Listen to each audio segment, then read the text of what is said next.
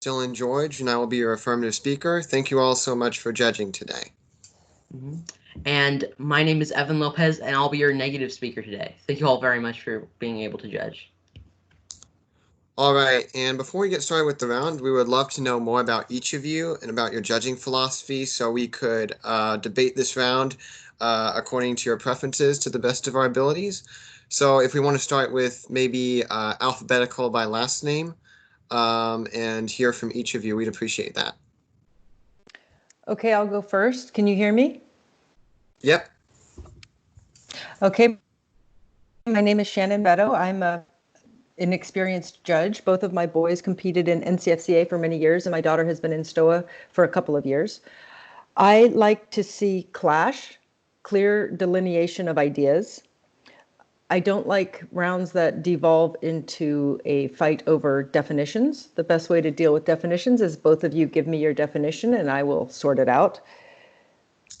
And also, finally, I like, I call it machine gun talking. I don't like to be, I try to flow. And if you're talking too fast, I can't flow and I miss things.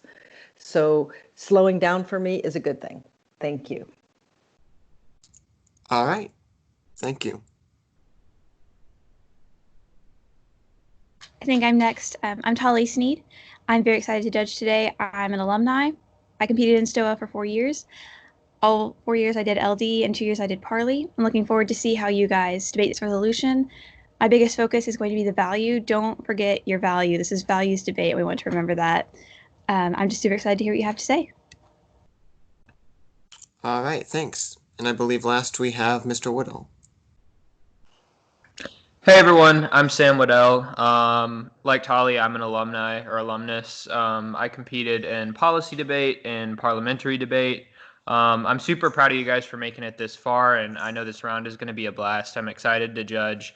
I am focused on the value debate. I want to see the clash between your values because most of the time, whoever wins the value debate is probably going to win the round. So don't forget those reasons to prefer, right? Not just why your value is a good thing, but why it ought to be preferred over your opponent's value. That's really important. And I'll be paying attention to applications as well. They're important, even though those don't win the round a lot of times. I like to see how the theories that you're positing in the round actually come into practice. What do they look like in the real world? And the final thing is I would say focus on your impacts. Tell me why your argument matters. And when I say that, I don't just mean why you win a particular argument, but why winning that argument wins you the round. Those are the most powerful kinds of arguments, and I'll focus on that. All right. Sounds good. Thank you all very much for sharing. Okay, and this will be a 6-minute speech by the affirmative speaker.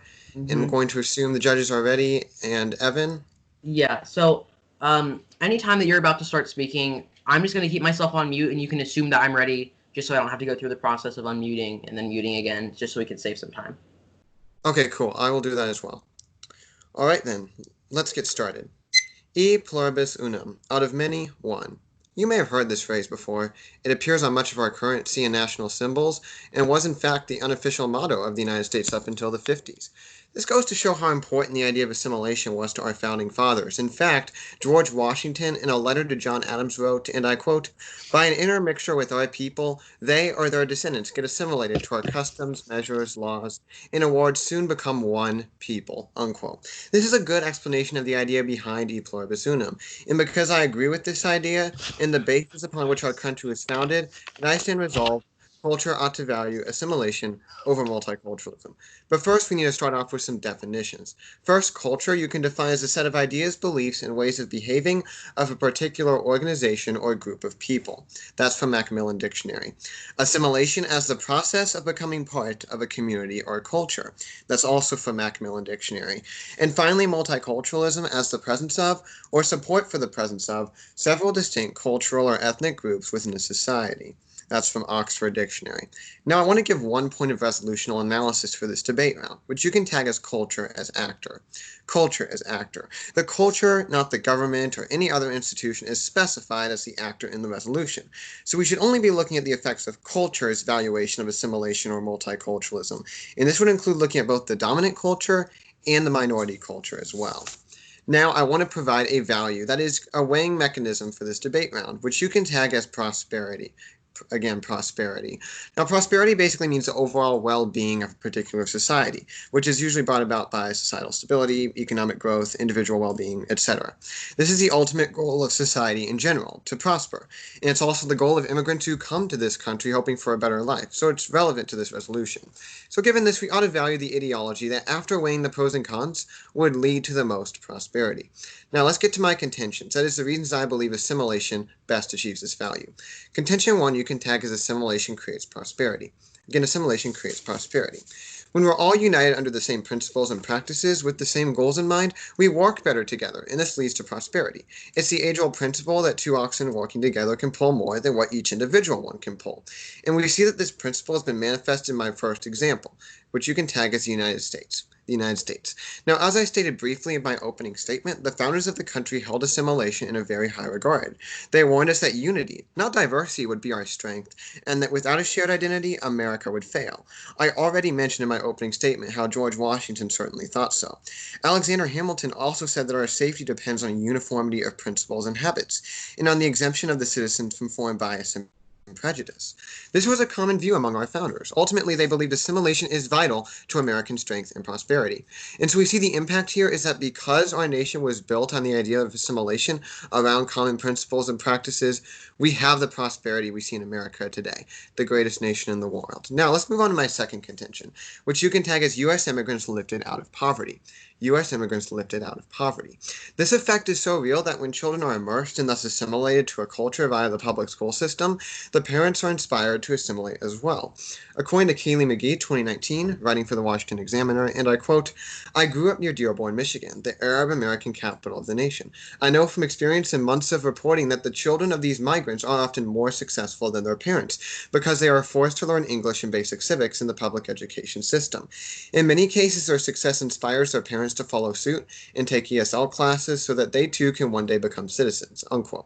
Since it's easier to assimilate children than adults, we see greater prosperity among the children of immigrants than among the immigrants themselves. And this can actually make the immigrants themselves want to assimilate too. So as we see in my first contention, society as a whole has been made strong and prosperous when it values assimilation. Not only so, but under my second contention, we see that when minorities value it, they're made prosperous as well. Assimilation is beneficial to all. Let's move on to my third contention, which you can tag as multiculturalism creates tribalism. Multiculturalism creates tribalism. Built into any truly multicultural society is instability at best and violent tribalism at worst. The fact is different cultures have different values and goals, and this inevitably leads to infighting when both are given a degree of power within a nation. Example, Germany. Again, Germany. Now take a look at this piece of evidence from the BBC, 2018, and I quote, "The report used statistics from Lower Saxony, regarded as an average state, where police saw an increase of 10.4% in reported violent crimes in 2015 and 2016. Later going on to say the report suggested that 92.1% of this increase was attributable to migrants," unquote. So what does this piece of evidence tell us? It tells us that because Germany has valued multiculturalism and hasn't assimilated their immigrants, we see increased terrorism in Germany by these refugees. When assimilation isn't valued, it harms prosperity. Tribalism makes prosperity nearly impossible. And finally, my fourth contention, which you can tag as multiculturalism hurts immigrants. Multiculturalism hurts immigrants. Now, it's important to remember that I'm not advocating that immigrants become perfectly homogenous with the rest of culture, but rather that they prioritize assimilation to our values, languages, and practices. Immigrants' failure to do this results in decreased prosperity. For example, immigrants do much better when learning English.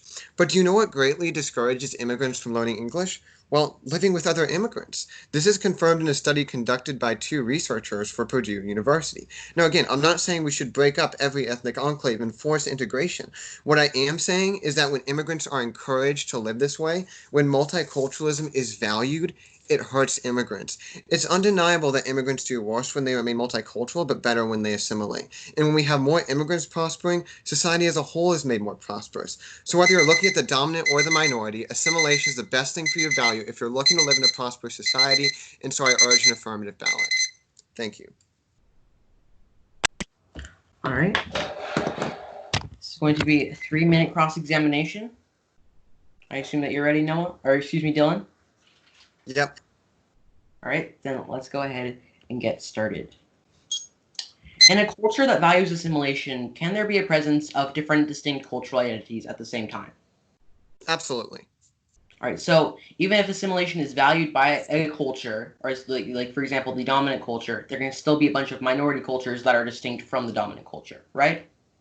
Yeah, assimilation is about valuing a process, not a state of being. So you can't get perfect multiculturalism or perfect assimilation. It's a matter of which one should we promote and value. Yeah, so if multiculturalism is just the presence of different cultural identities, then how are we supposed to distinct it from assimilation if assimilation also can be the presence of different cultural identities at the same time? Because there's a difference between the presence of multiple different cultures and valuing the presence of it. So when you're valuing the presence of multiple cultures, you're progressing toward it. You're promoting it. You are actively working toward diversity and division. Whereas promoting assimilation means promoting unity and thus prosperity. Okay, so then we both agree that multiculturalism is not just the presence of different cultures, but creating an environment in which it is encouraged for different cultures or different values and those kinds of things, right? Yeah, I would say valuing the presence of multiculturalism, valuing the presence of multiple cultures would lead to that. Yeah. Okay. Let's move down to your resolutional analysis point about culture being the actor. And you said both the dominant culture and the minority culture can value assimilation and multiculturalism, right? Yeah, we need to be looking at both, is my point. How can the minority culture value the presence of different distinct cultural identities within a society? By remaining multicultural and refusing to assimilate would be one way they could value it. Right, so they can value the presence of different cultural identities and creating an environment where different cultural identities are encouraged by just them, one culture, remaining distinct. Yeah, by valuing the presence of multiple cultures, they're valuing becoming more distinct from the dominant culture. So again, it's a matter of should they separate or should they come together? That's what the resolution is asking. Okay.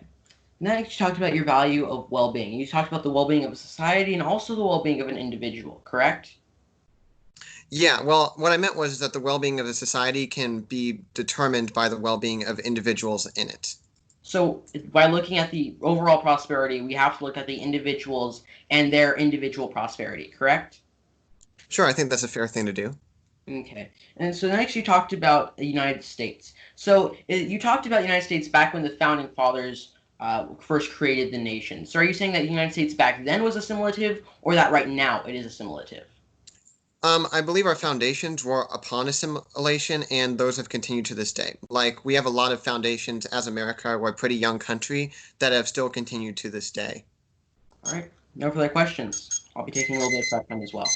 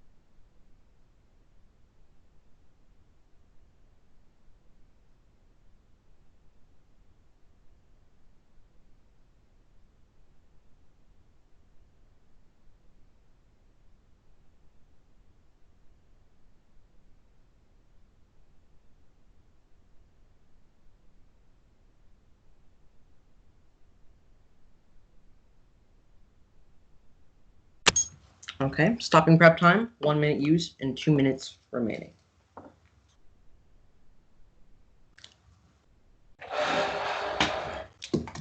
This is going to be a 7-minute speech.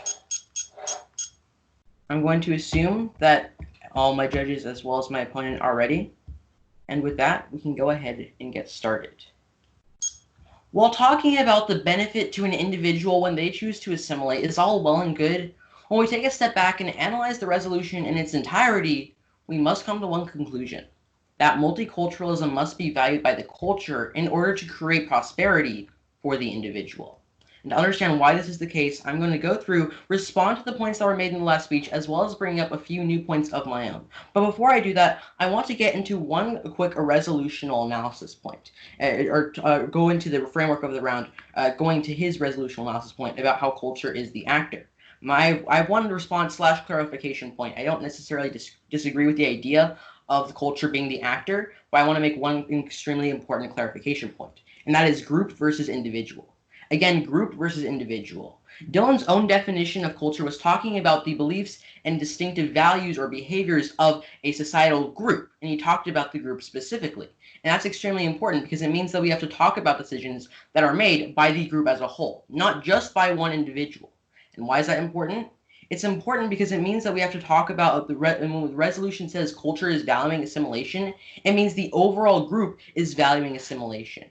And what that would look like in the real world would mean society creating pressure on an individual to assimilate, if we're looking at the dominant culture. And from the minority culture's perspective, it would mean those of the minority culture, those who make up the minority culture, putting pressure on others of that minority culture also to assimilate, because we have to talk about decisions that the whole group will make, and not just the rights of one individual. And I'll be expanding on this point a little bit later. But with that, let's get into the values. Now, I know you guys said that you like a value debate. However, the value of prosperity, there's really not that much to argue with here. And I'm going to agree to this value of prosperity. However, I believe that multiculturalism ultimately creates more value, or at least creates more prosperity for the individual, and it also is necessary for a well-functioning society. And actually, that leads me to my first contention, showing why this is the case. My first contention you can write down as multiculturalism creates prosperity.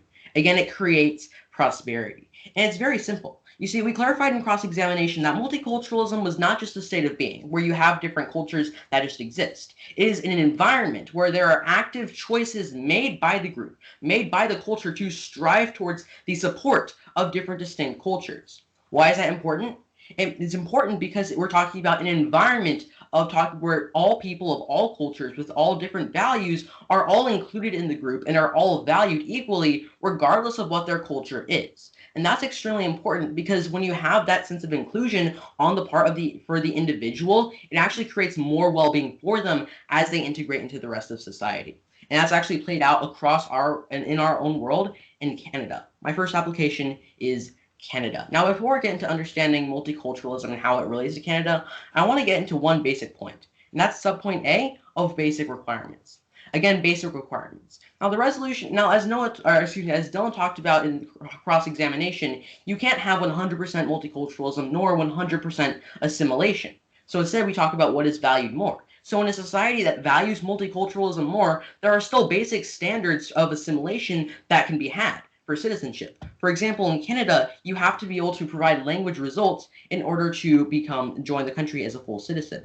According to a Canadian immigration law firm in 2017, quote, for Canadian immigration, you have to provide language test results from an authorized organization, end quote. So whenever Dylan talks about multiculturalism, meaning that you aren't learning the language, that simply isn't the case. Subpoint B is successful integration. Again, successful integration. Like we talked about before, Canada, or in general, multiculturalism means a welcoming environment for all individuals. Canada specifically passed a Multiculturalism Act in 1988 to protect multiculturalism as one of the foundations of its country. And as a result, it's become one of the things that Canadians are most proud of. One source once did a poll talking about including several thousand Canadians, and it was found that of the top 10 things that they were most proud of, multiculturalism was number 3. And it's actually extremely important to understand how this has affected the individuals as a whole. According to Eileen Blomrad, an associate professor of sociology at the University of California, writing for the Globe and Mail, which is a Canadian newspaper, in 2017, quote, my research points to multiculturalism as a key factor driving Canada's success at citizenship integration. It legitimates diversity, provides a sense of inclusion, and through the multitude of government grants given to community-based organizations, it provides the support structures to help newcomers join the country as full citizens, end quote. So in other words, the culture valuing multiculturalism has created a system where each individual has many legal benefits on a legal and technical scale. Now, Dylan talked about the idea of how we're talking about culture valuing it and how we can't talk about the government. But here's my issue with this point. You see, the government valuing multiculturalism is a direct result of its culture valuing multiculturalism. Thus, the benefits can still be attributed to the culture itself valuing it. And here's another extremely important point that I want to make clear. Canada does not mean Canada still has distinctive does have a specific distinctive nationality with certain specific traits and groups. In fact, as Machaza Hussein, an author that focuses on Middle Eastern and European topics, explained in Al Jazeera in 2013, quote, Canadians are bound together by a set of values and beliefs which are able to accommodate a broad range of cultural expressions. All that is asked of immigrants is what is asked of any members of society: respect for laws and social amiability, end quote. You see, even though it values multiculturalism, there is still a place for everyone to come together under certain values. So when we talk about culture, if Dylan tries to talk about the idea of how Canada is actually trying to assimilate its citizens, don't take that to be the case, because assimilation does not mean that you're all going to go under the same values. There are specific cultural values that you can assimilate to, but in general national values, it's a completely different case. Let's get into some responses to his case. My response to his first contention of the United States is protection of multiculturalism. Again, protection of multiculturalism. While the United States certainly does have some specific national different issues, or excuse me, not issues, national places for assimilation, we also protect multiculturalism and protect every single individual's rights to express their own culture and their own religion. For example, in the Bill of Rights. In response to multiculturalism leads to tribalism, my response is state versus culture. Again, state versus culture. Here's the issue. We're not just talking about the government trying to force all of the people into their own separate groups. When the culture values it, when we try to protect every individual, the result is where citizens are protected by their well-being. Thank you. All right. 3-minute cross-sects when you're ready, Evan. Mm-hmm. All right, let's get started. That what is good for an individual would largely be good for a group of individuals, right? Wait, sorry, you cut out at the very beginning of that sentence. Can you please repeat that? Okay, let me start from the beginning. You would agree that groups are made up of individuals, right? Yes. Okay, so could we then conclude that what is generally good for an individual would be generally good for a group of individuals? Not necessarily. Okay, let's move on to your application of Canada. You talked a lot about this. So you would agree that this was a government policy requiring immigrants to meet basic requirements before coming into the country, right? Yes, there is place for assimilation in this case. Right, and you talked also about the Canadian Multicultural Act. So what specifically did that do? The Canadian Multicultural Act specifically protected every single individual's right to enjoy their own culture and put protections in place for every individual to respect each other person's culture. Okay, so basically it just said you can do whatever you want. Not necessarily you can do whatever you want in terms of, you can perform or do whatever you want in terms of actions. Of course, there are basic laws. However, that's what I meant. On a cultural level, it protects your right to be able to do whatever, perform whatever kind of culture you want and not have to experience any kind of adversity for it. Okay, let's move on to your response to my application of the United States. You said that we protect multiculturalism. How does the United States specifically promote multiculturalism? The United States promotes multiculturalism, though there are certain national values, just like in Canada, every single individual has a right to kind of act out their own culture and their own beliefs and their own religions, and while also at the same time protecting their right to associate themselves with whomever they want. Yeah, so we protect it, but how do we promote it? It's promoted because we actually teach in our schools, as well as in general in our education system, talking about different beliefs and different values and how to be respectful of each other. Okay, let's move on to your state versus culture argument. Now, let me get this straight. Your main argument here was that the problem was that it was the government being involved with enforcing multiculturalism, right? Yes. Okay, wasn't that what you just claimed Canada was doing? No, Canada was talking. This difference between Canada and Germany was that Canada, the government followed the steps of the culture. It was not the other way around, where the government was trying to make decisions to change its own culture. Okay, so how is one influenced by the culture and the other isn't? What's the basis of that claim? Well, so in Canada, its culture is very multicultural, and as a result, the government created specific protections for it. Whereas in Germany, there wasn't actually any specific cultural attempt to create that multiculturalism, because it was the government trying to benefit from it. Okay, thanks. No further questions, and I'm going to be starting 3 minutes of prep.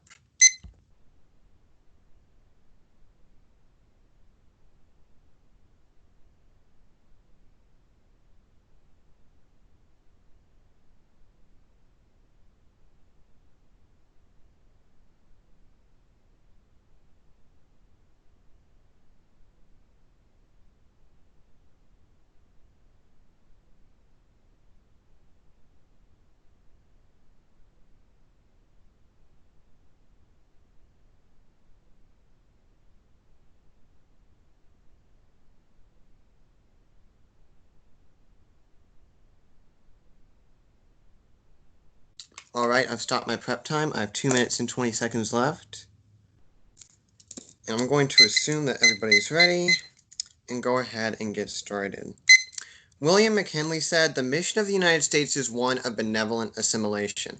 This is our mission as a country, and is why America has been able to become so prosperous." And I'm going to be talking more about that in my responses, but before we get into that, first we need to deal with the resolutional analysis. The response here was group versus individual. You can tag my response as interlinked. Again, interlinked. Now, groups are made up of individuals, and I believe that we can conclude that generally what's good for an individual is good for a group. So in other words, if we see that when an immigrant assimilates, they are made more prosperous, we can thus conclude that if a group of immigrants assimilate, they will be made more prosperous. This is kind of a very small distinction that I don't think is very relevant to this round. So I would just say that they're very interlinked and that we can look at both to determine the outcome of the other. Now, let's move on to the application of Canada. There are 2 subpoints under this about basic requirements and successful integration. And I'm going to have 2 responses to this application. The first one you can tag as assimilation comes first. Again, assimilation comes first. Now, Evan himself said that Canada has basic requirements to immigrate to their country, like you have to learn the Canadian language. This is exactly what valuing assimilation means. It doesn't mean not allowing any diversity at all. That would be ridiculous. All it means is that assimilation is prioritized over multiculturalism. All it means is that assimilation has to be valued first and multiculturalism has to come second. This is exactly what Canada is doing. They're valuing assimilation over multiculturalism. So we see that the impact here is that Canada actually values assimilation first, even though they value multiculturalism too. Assimilation is their first priority, and so it's actually an application that goes to support the affirmative side. My second response you can tag as valued by minority. Again, valued by minority. Now, Evan talked about how there's successful integration of the minority into Canada. So we can thus conclude that the minority is valuing assimilation to Canadian culture as well. And we see that the result of that has been one dominant Canadian culture. We see there's a lot of aspects of Canadian culture like dialect, like cuisine, like general cultural customs that are all unique to Canada. Canada didn't originally used to be like this. When the British and French originally colonized Canada, there was a lot of division, there was a lot of conflict there, but they've now coexisted for so long that they've kind of become one assimilated homogenous whole, and that is why we see prosperity in Canada, because they've become one Canadian culture. It didn't always used to be that way. Now, let's move on to some responses to my case. First, the response was given about how the United States protects multiculturalism. You can tag my response as promotion of assimilation. Again, promotion of assimilation. Now, this is really key to this round, is that it's not about protecting one, and it's not about which do we have. It's about which do we promote. And the United States doesn't promote diversity. We don't encourage immigrants to remain more separate from the dominant culture. We don't encourage immigrants to become more divided from the rest of culture. We encourage them to become more like the rest of culture. That's what we see in the United States today, is we promote assimilation over multiculturalism. We allow for multiculturalism, but ultimately we promote assimilation. We value it higher. In response to state versus culture, I'm going to have 2 responses. First, you can tag as assimilation not valued. Again, assimilation not valued. My evidence stated that there was a vast increase in crime because of the immigration into Germany. And the reason why is that assimilation wasn't being valued. If assimilation was valued by the minority and dominant culture, we wouldn't have seen such an increase in crime. We wouldn't have had a problem here. If assimilation was valued, then the problems would have been solved and prosperity would have been achieved better. My second response you can tag as double standard. Again, double standard. Now, Evan's claim here is that because we're looking at a state government policy, we can't look at it as an example of multiculturalism. But he just invoked the Canadian Multiculturalism Act as an example of multiculturalism. So we see a bit of a double standard here, and I think that we ought to look at both in the round because both are examples of multiculturalism. Thanks. I'm going to take a little bit more prep time as well.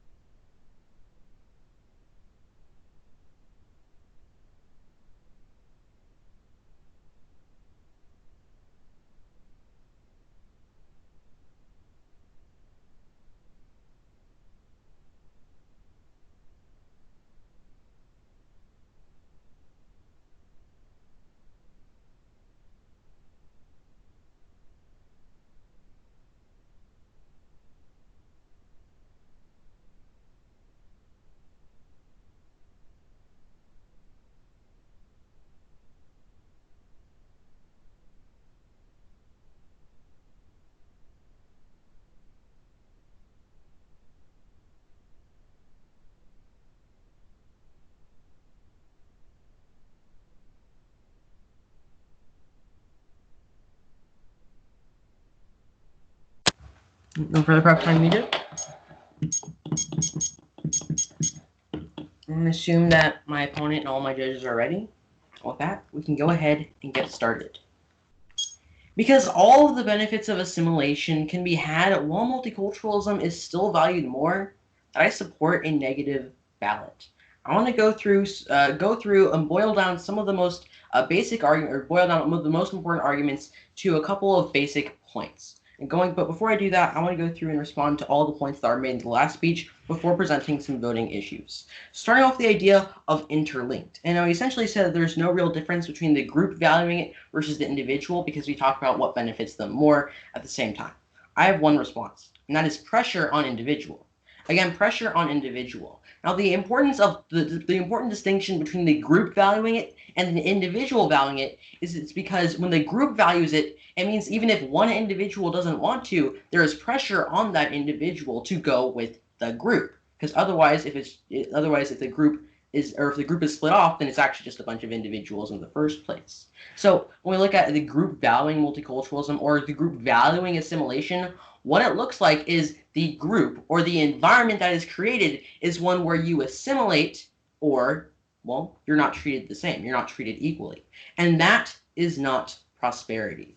And a culture that values assimilation more than multiculturalism, and the sake of uniformity and everyone holding the same values and doing the same things, will not succeed. And to understand why this is the case, let's move down next to my application of Canada. Now, he said that assimilation is valued first, and therefore it's valued over multiculturalism. I have one response, and that is multiculturalism valued more. Again, multiculturalism valued more. Now, what he essentially said was, well, there is assimilation because there are basic language requirements, and you get to learn about Canadian values. But here's the issue.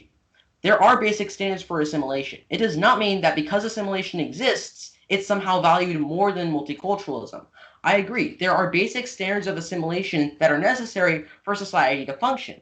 But it does not mean that assimilation suddenly has to be promoted more than multiculturalism, or people are encouraged more to change their values than stay distinct.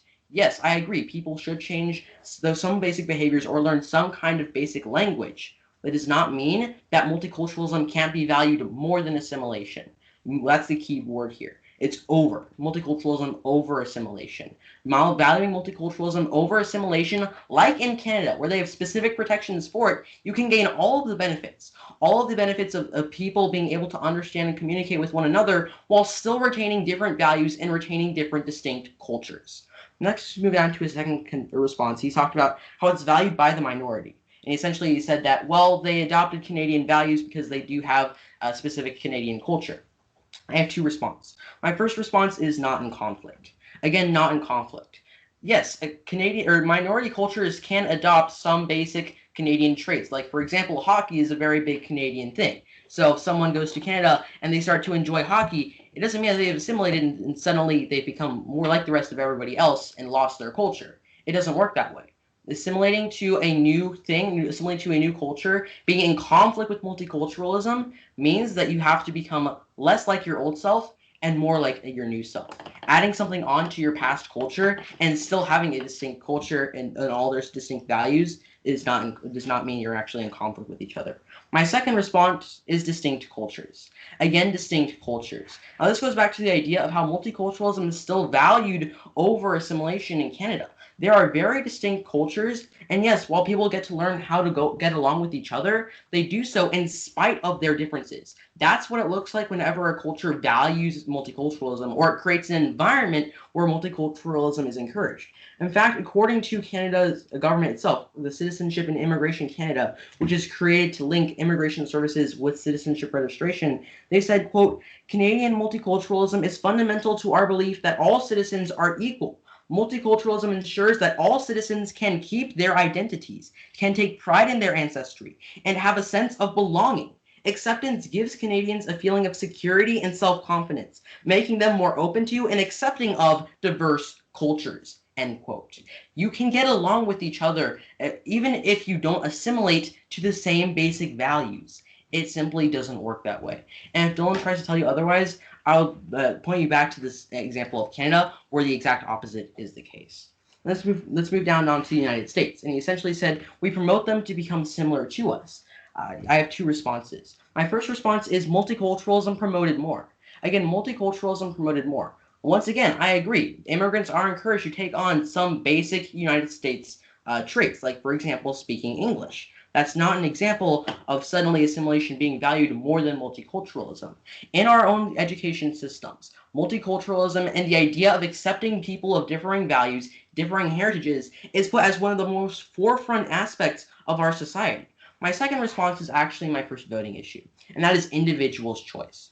Again, individual's choice. When a culture values multiculturalism, it doesn't keep an individual from being able to decide if they want to assimilate or not. An individual can choose to adopt whatever values they want. It is not culture's choice or the group's choice to make that decision for them. That is extremely important, because if the individual believes that they want to assimilate, they can. It's not the group's choice. Let's move down to Germany. He said that assimilation is not valued. My response is not culture's choice. Again, not culture's choice. I was talking about the culture not being the one that was valuing assimilation, but instead the government trying to make culture change. He said it's a double standard. My response is culture first, government after. Again, culture first, government after. It was the culture that valued it, and then the government followed suit. Because of that, I negate the resolution.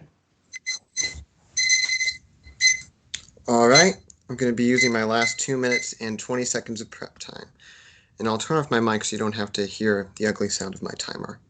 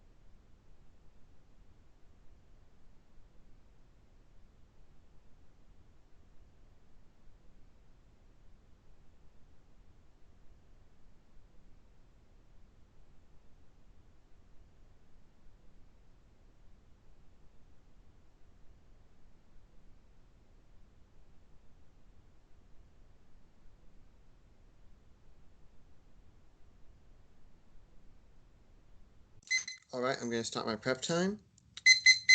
This will be a 3-minute rebuttal by the affirmative. I'm going to assume everybody is ready and get started. I'm going to jump right into the argument and then move on to some 3 quick voting issues on the fundamentals of this round and why an affirmative ballot is warranted at the end of the day. So let's get started. In response to pressure on the individual, you can tag my response as the individuals are valuing. Again, the individuals are valuing. A group is only as good as the individuals are in it. A group is only what the individuals decide for that group to be. And so if a group values something, the individuals in that group are valuing that thing. They're kind of one and the same. A group is made up of individuals.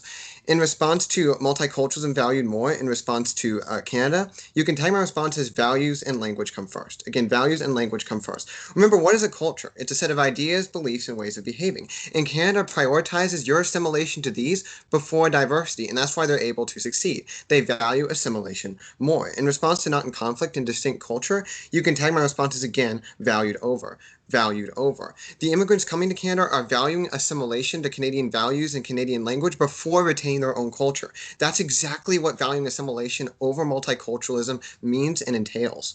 Now let's move back through my case. In response to multiculturalism promoted more, you can tag my response as assimilation more. Again, assimilation more. The United States values assimilation more than multiculturalism because we're just like Canada in that we prioritize your assimilation to our values and to our language over maintaining your own culture. That's what it means to value assimilation more.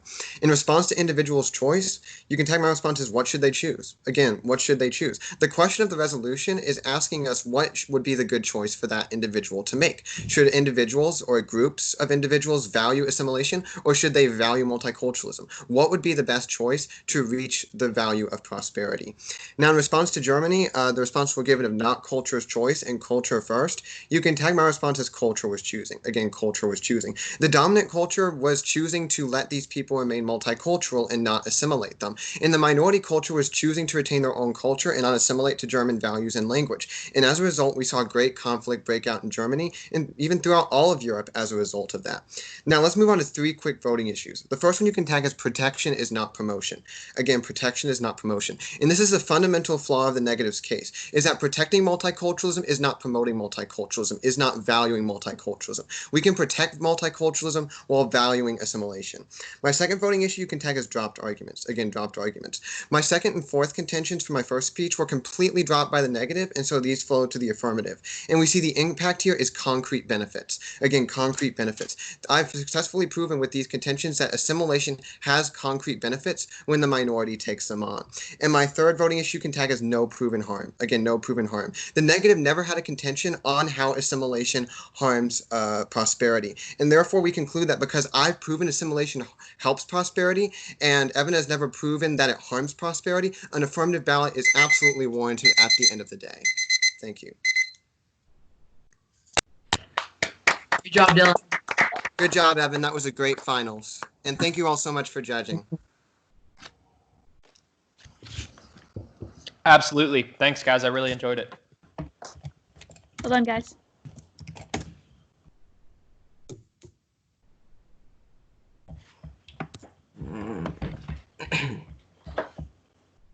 Good job.